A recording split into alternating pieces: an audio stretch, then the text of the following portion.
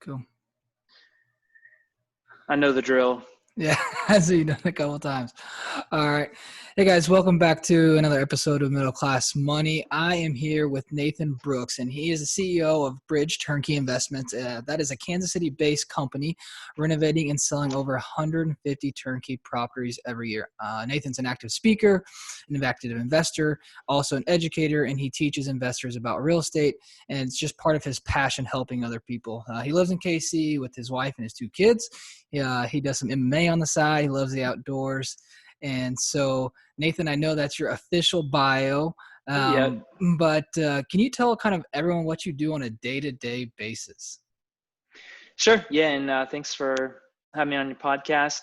From an investment standpoint, we're buying and selling properties. We're understanding problems, whether it's in renovation, acquisitions, sales, marketing, transactions process, leading a team.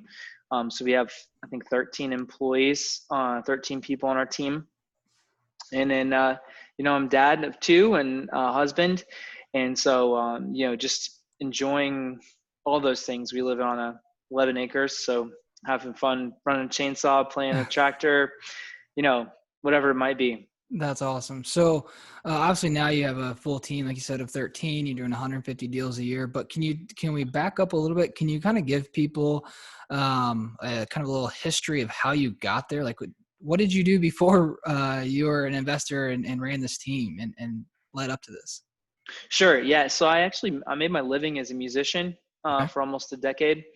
And both in the secular and sacred worlds. So, playing bars and doing that, and also, playing in churches. And so it's a wonderful experience, and I enjoyed it a lot. And I still love music. It's a big part of my life, just not how I make my living.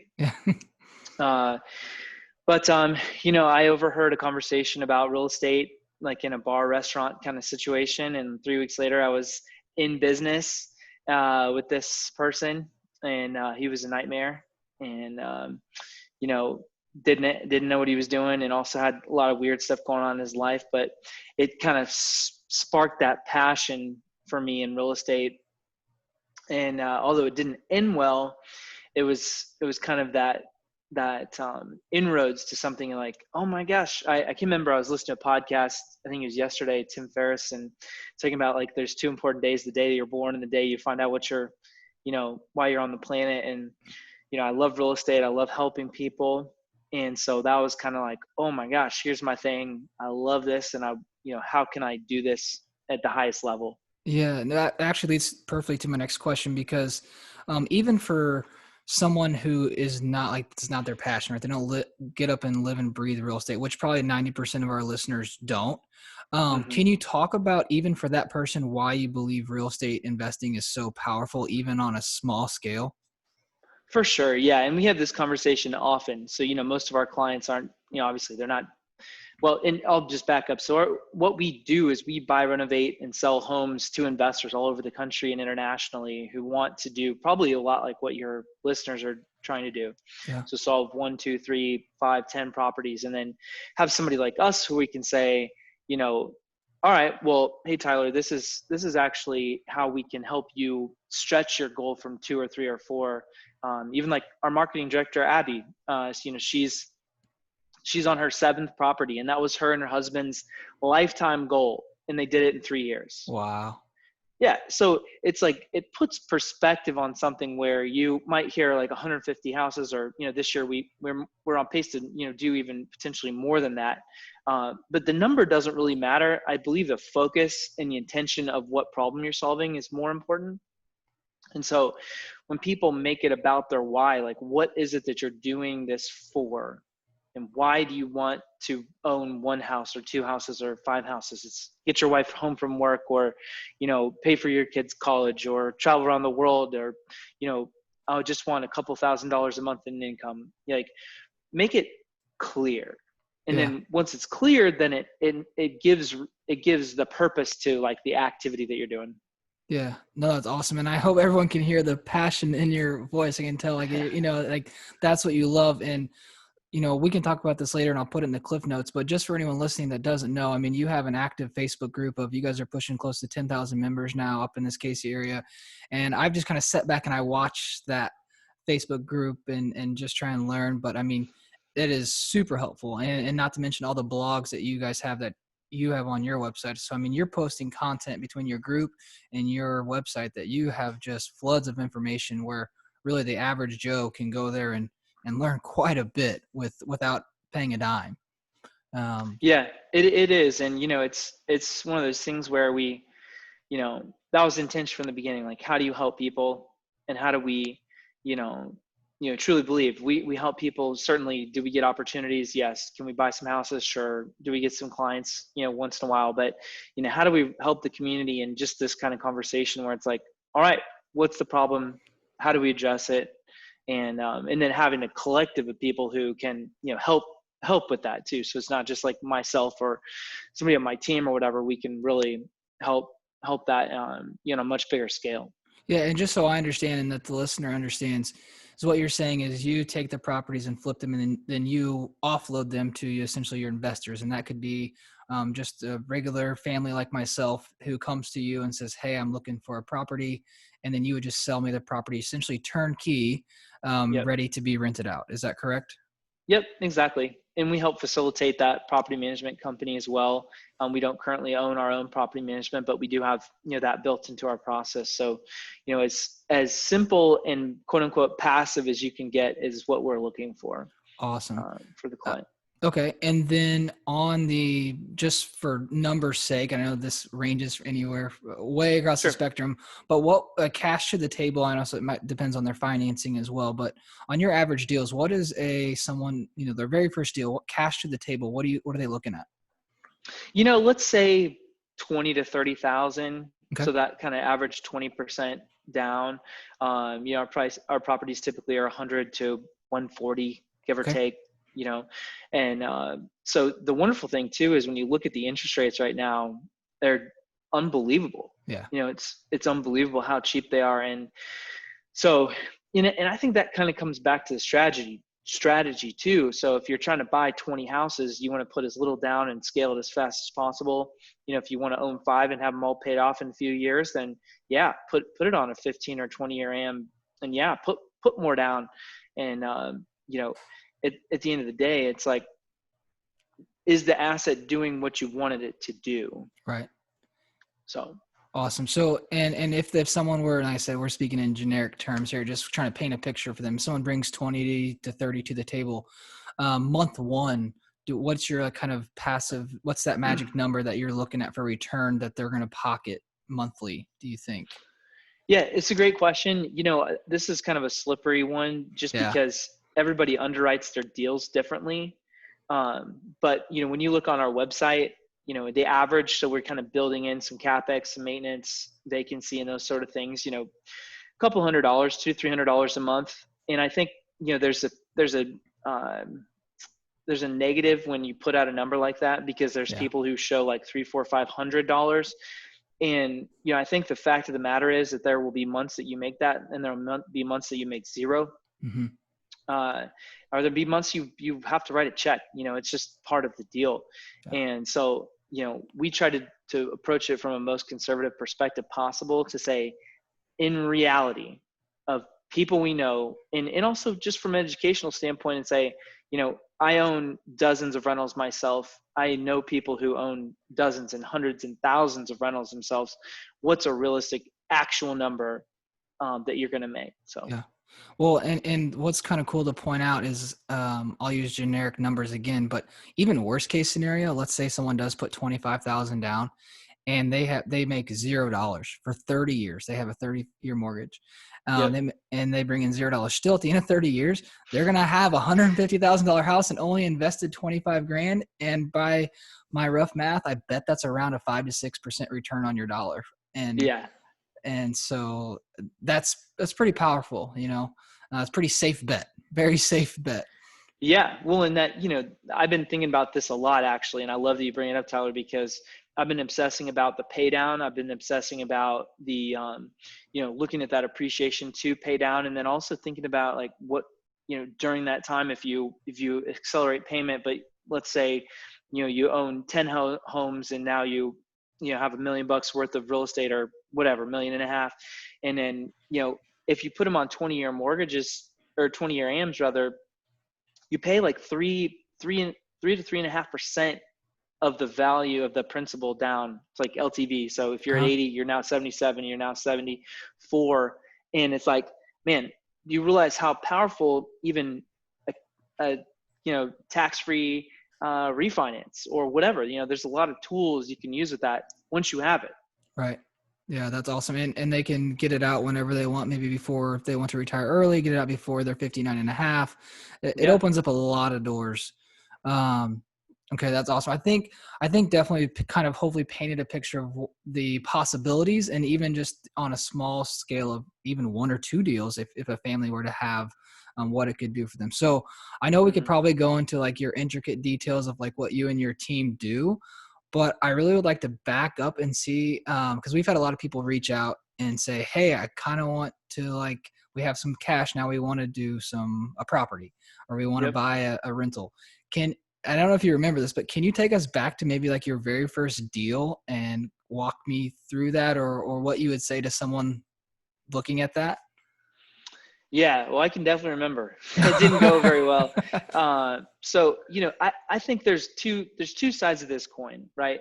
So, for instance, we work with a lot of military folks, and a big shout out to Eric Upchurch and ADPI, Active Duty Passive Income. So they help a lot of people who are, pumped about real estate, but also like fighting, protecting the country, whatever. And, we also work with a lot of doctors. We work with a lot of police officers, firefighters, whatever. So, how much time do you have to go and invest in doing that? And so, all it's saying, it's not a sales pitch for my team. You can do however you want to do it. Yeah. Turnkey, or buy it, burst strategy, buy, rehab, rent, and refinance. So thinking back to my first time, I didn't have an exit strategy. I didn't have a clear budget. I didn't have a clear contractor. I didn't have a clear, understanding of value. I literally bought 2 houses the first day I bought one, and I had zero idea what I was doing.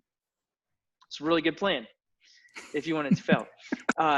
And I was successful. I really didn't do a good job.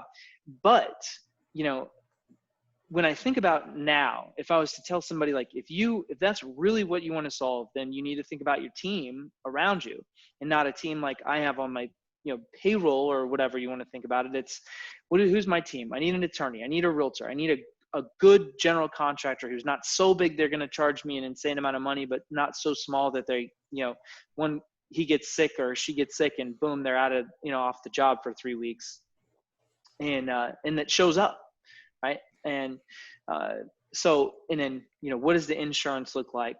And then the other question is, what's my exit? So they need to be very clear, not like, I'm just going to go buy a house. Well, are you buying it to hold it? Are you buying it to flip it? Are you buying it to, wholesale it back out? So put it on the MLS, and who's your buyer? Yeah. So I don't know if I got on a tangent there that's unhelpful, but I think people need to take a serious thought about, like, whether you're doing 100 deals or 1 deal, treat it like a business. Yeah, I think, well, yeah, and I have like 7 questions now from that. So no, that's good. Well, first of all, I'll say too, like, just for me, like, you brought up a good point. For me, I have 2 kids. My wife and I both work full time, and we do the podcast as a hobby. I don't have time to go flip a house. So for me, your business style is perfect. I want to write a check. I want to have a property management take it, and I'd rather have a lower return to have more family time, right? To have that quality of life that you're trying to create. For some people, they may want to be more involved and do the flip themselves. So I definitely, gonna put all your info there, and then so they can reach out to you directly, correct? And say, hey, this is kind of what I'm looking for. Okay, awesome. Second thing, you brought up a good thing. Buying and holding versus buying to flipping. Can you kind of explain, you guys obviously, well, I'm not going to assume, do you guys buy and flip, or do you guys buy and hold some property as well? And why or why not? Yeah, we do both. So we'll hold we'll buy and hold about 30 houses this year. And we're scaling to, several hundred rentals over the next few years. and then we buy and sell, flip and sell as well. And so we've taken an approach of like, what does it look like from refinancing? And we get this, or refinancing those short term. And I get this question from clients all the time. It's like, well, why don't you just keep them all? And like, well, okay, if we did 200 houses at, easy math, 200,000, 2 times 2 is 4. Do the math, is that 40 million? So we'd have to figure out the financing and refinancing for. You run into a cash flow problem. Heck yeah. Yeah. Exactly. Yeah. So, instead we can create active income with some flipping. We can utilize that active income against our tax burden with the amount of properties that we keep, and utilizing depreciation, cost segregation, some things that are, that you can use as an active investor in the CPA tax world. And, and we talk through these things with our clients too, right? Yeah. So how can we help you understand and hold, but we do it for both, right? So long-term wealth and long-term cash flow, as well as short-term active income. And how do we help, our day-to-day clients, solve that same problem? Our mission's building a bridge to wealth and freedom through real estate. So we do it for our client, for ourselves, and for our team. Okay. That's awesome. So take me through the process of like, and I'm sure it's evolved, right? And maybe you can talk about your kind of beginning process and how it's evolved, but take me through your process of looking at a property. I know it's a loaded question, but for someone who has time and they have their location, we'll make some assumptions. They have their location, they have their down payment. They know they want to maybe find a buy and hold. What's kind of your process essentially that you go through if you had those at least foundational things done?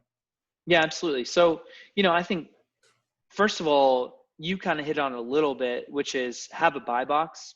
And I preach to my team all the time, faster to yes and faster to no. So it's okay to say no. And actually a lot of times if you have that gut feeling like, man, should I be saying no? No is better than yes in those situations, because if you're not fully in, you should be out. Right.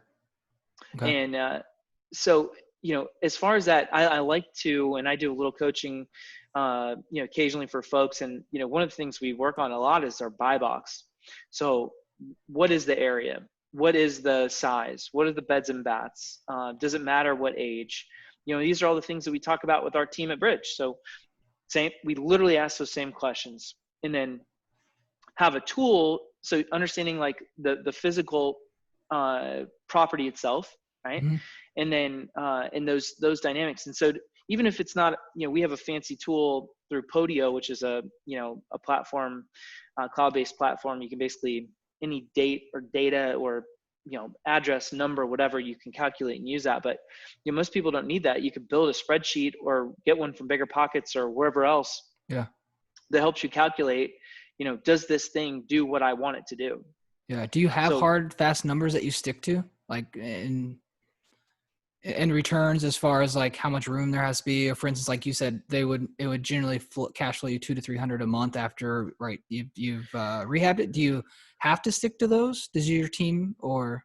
Yeah, we absolutely. So there's really 3 that we track a lot. We personally, for us, not for the client. Now, so the client, I'd be thinking a little bit differently, okay. But certainly return for the client. So we want to understand what it's, cap rate or cash and cash, whichever one of those things you look at. Right. And then second, we want to look at our return on capital as a company.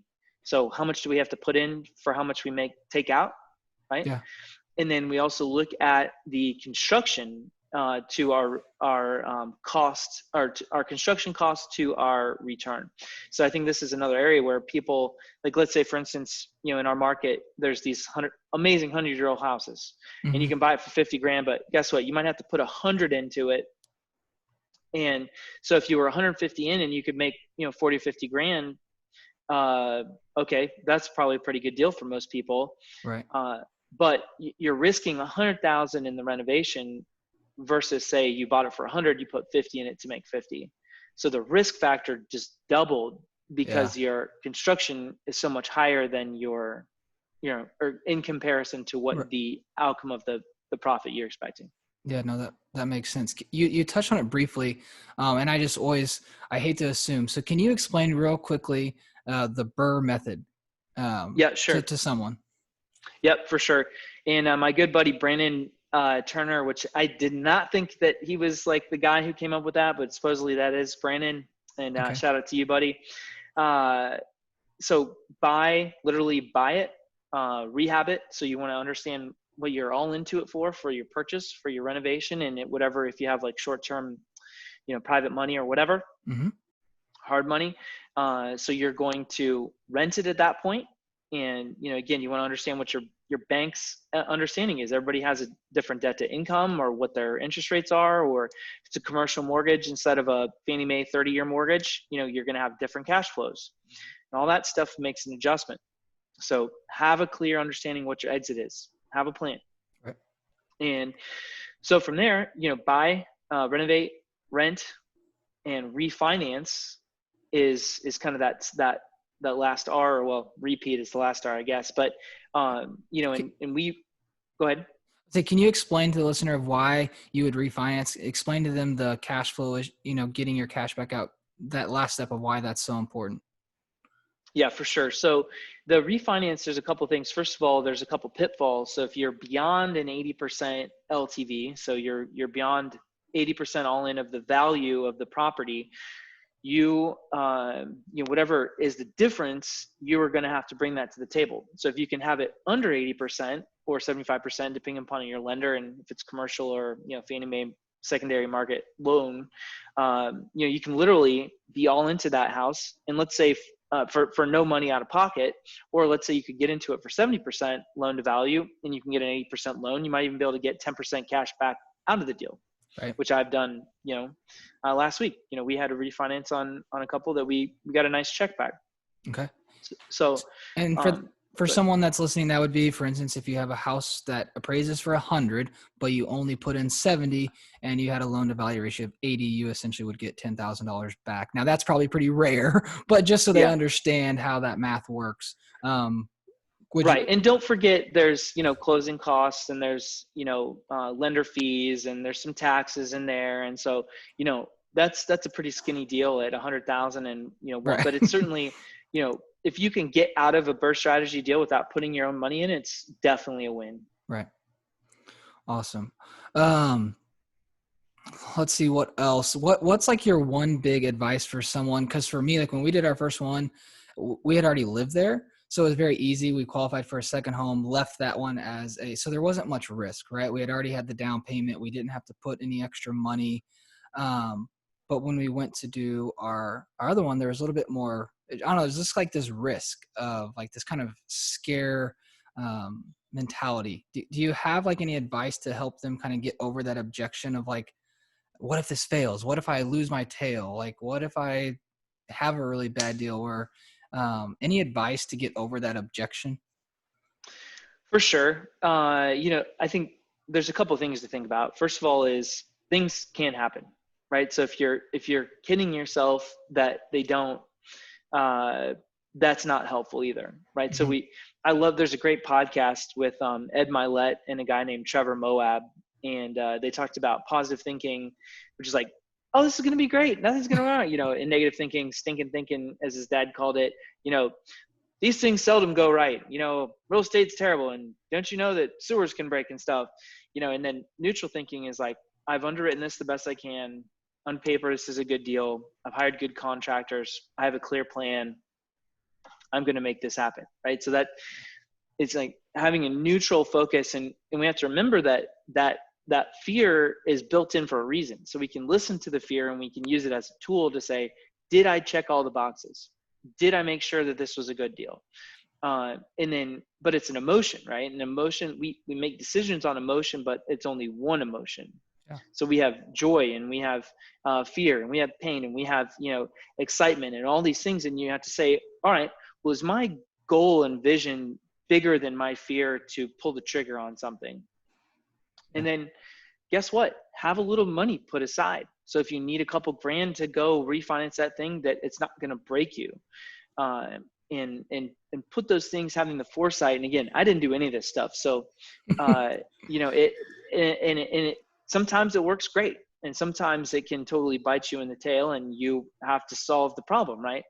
So, if people want it bad enough, they're going to go get it and figure it out. Yeah, the one thing I like about real estate is even if worst case scenario, I was talking with a hard money lender the other day, and just so anyone, there's maybe a lot of people that don't know what I'm talking about when I say hard money. We'll have a whole episode on that. That's a whole nother topic. But he was saying, worst case scenario for investors, things go south, they have a tangible asset that they can sell and get out, Mm-hmm. and that's kind of different than a lot of other investing vehicles per se. You can just sell, get out, cut your losses, and that's worst case scenario. Yep. And it sounds like, well, if you check all the boxes, you take the emotion out of it, and you use data to make that decision, that's usually not going to happen. All right. There's very few, there's some things that are out of your control that can happen, but for the most part, that's not the average deal. No, and especially like in a situation like Turnkey, and again, nothing's perfect. We're not perfect. Houses are not perfect. Nothing is perfect all the time. But we try to go through that process and escalate as much of risk as possible for those people investing. But if you're doing it yourself, that's the other thing. Like, if it's your first project, don't spend $1 million on the house. Don't buy a $200,000 rehab. Yeah. Don't buy some high-end property that you're going to spend 3 months, like carpet, paint, windows, roof. Don't make it simple. Yeah. And Yeah. then we don't complicate what is already complicated. Mm-hmm. And what people don't realize is, every single time you do something, then you're going to learn something from it, but you also get to make it more normal, right? So as you buy a house, like, we in a given week could buy or sell 10 houses, and it's not an uncommon week. Right. But, for a lot of people to think about it, it's like, oh my gosh, I can't even imagine I've never bought 10 houses in my life, Well, it's just normal for us. Right. But I have a friend who, their company does 800 or 900. So they're buying, 50, 60, 70 houses a month, Yeah. And so, yeah, that sounds stressful, but we haven't built the machine to solve that. So just do one step at a time. Yeah. What do I want what do I want to happen, and how do I set it up to be successful? Yeah, I think that's probably the best advice, is one step at a time. Sometimes it's overwhelming to even just being in your Facebook group, right? You see a lot of successful guys on there who have multiple deals, tons of properties, and it's like, well, man, it's great for them, but where do I start? What's step one? Mm-hmm. And just take that step one and get educated, and take that kind of essentially like leap of faith. But you learn from it and you grow from it, and then hopefully in the process you make some money along the way as well. Absolutely. So, And I think the other thing is, most people are, and I was this way too, and I am still to some degree, is like solving the now problem, whether it's like, man, I wish I could make a little more money or pay off that debt, or, get some cash flow so I can quit my crappy 9-to-5 job, or whatever it's, the fact is, it takes time, and this is the tortoise and the hare, and we are definitely in the tortoise business. But there's incredible wealth and incredible opportunity, and those things happen over time, and you can compound that with teams and with, more money or private money or better banking or whatever. right.